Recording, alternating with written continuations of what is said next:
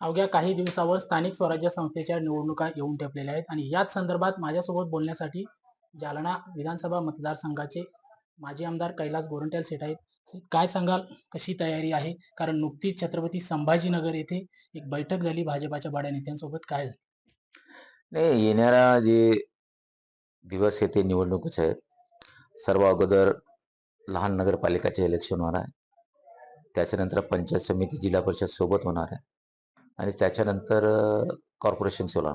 20-20 दिवसाचा गॅपमध्ये हे इलेक्शन होणार आणि त्यात आपली तयारी काय आहे भारतीय जनता पार्टीची, त्या विषयावर चर्चा होती. सन्मान्य नारायण कुचे जिल्हाध्यक्ष साहेब, सन्मान्य रावसाहेबजी दानवे, सन्मान्य बबनराव लोणीकर, सन्मान्य संतोषजी दानवे, भास्कराबा दानवे आणि मी त्या चर्चेत जालन्याच्या रिप्रेझेंटेटिव्हने चर्चा केली आणि सांगितलं की पुढची रणनीती कसं होणार आहे.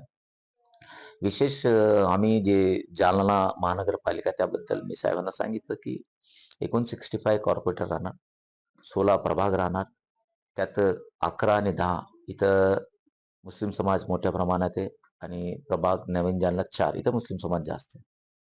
तर तिथेही आपण कसा भारतीय जनता पार्टीचे काढता येईल त्यासाठी काय रणनीती करायची तसं आम्ही सांगितलं आणि बहुतांश आम्ही 31 चा नारा दिलेला आहे आणि 11 आणि 10 मध्ये आणि 4 मध्ये कसा काढता येईल त्याचा प्रयत्न आम्ही करणार.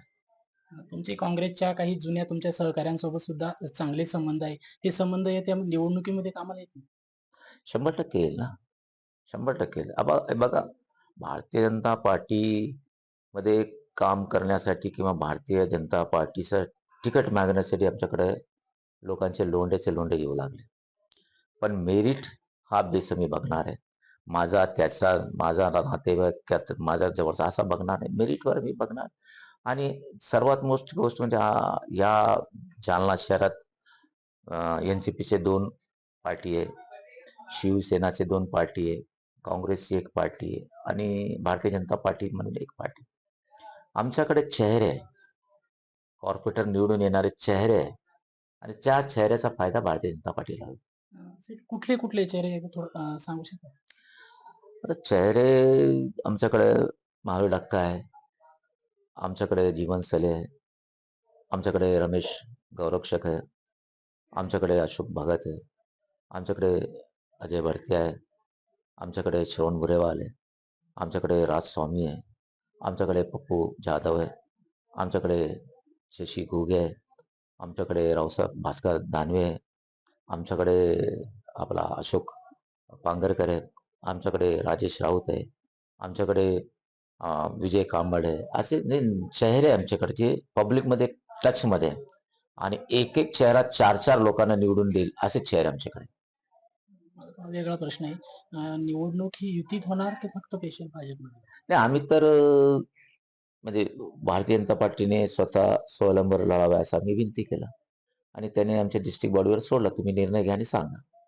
बरं, जालना शहरात असं कुठल्या विकासाच्या मुद्द्यावर ही निवडणूक व्हावी अशी वाटतं तुम्हाला किंवा करणार तुम्ही? विकासाच्या मुद्द्यामध्ये बघा, जालना शहराला सिमेंटचे रोड कोण दाखवले? भारतीय जनता पार्टीचे नेते रावसाहेब दानवे दाखवले. जेव्हा आम्ही काँग्रेसमध्ये असताना नगरपालिका मराठवाड्यात पहिली पहिली, महाराष्ट्रात 11वी नंबर आणि देशात 23वे नंबर आम्ही होतो सफाईवर. आणि आता काय अवस्था आहे? म्हणजे आम्ही हेच सांगतो की जे काम आम्ही केलं, लाईटचा प्रश्न 18-20 कोटी आपल्यावर होते. वारंवार खंडित आता होत काय? पैसे पूर्ण भरले.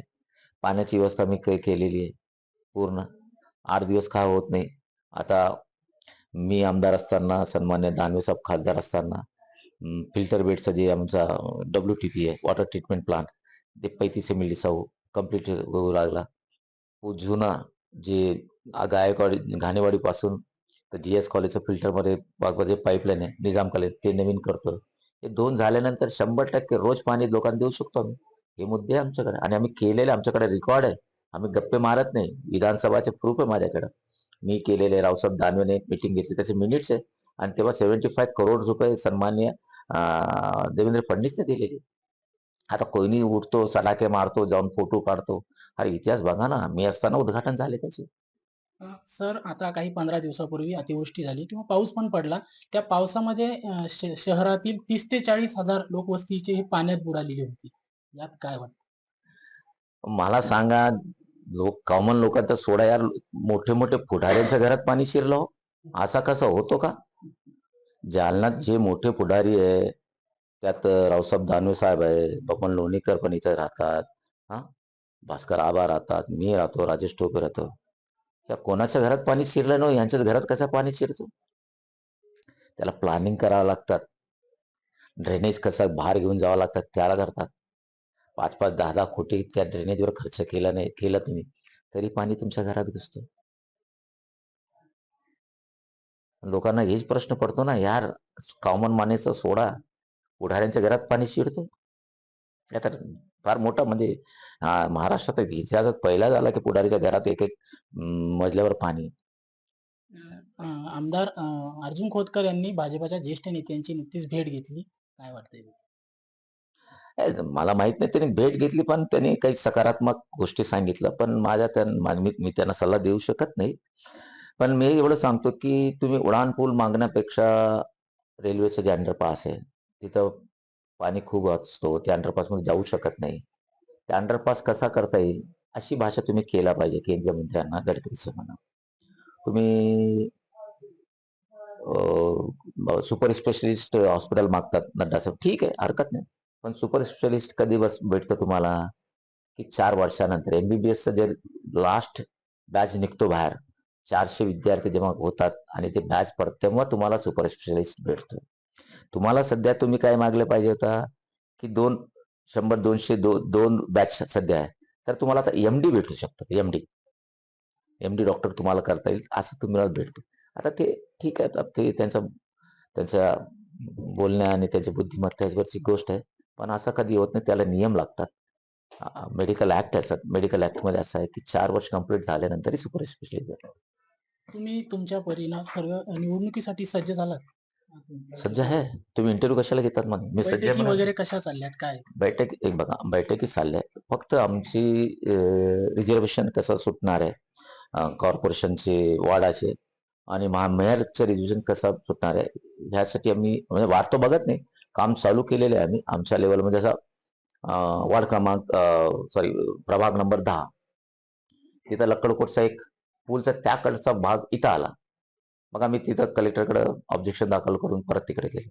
म्हणजे तिथं आम्हाला जिथं आम्हाला अडचण होती, की आम्हाला वाटत होतं इथं आम्हाला आमचे नगरसेवक निघणार, आता तिथे 2 तर नगरसेवक काढतो मी तिकडे. शेवटचा प्रश्न आहे माझा.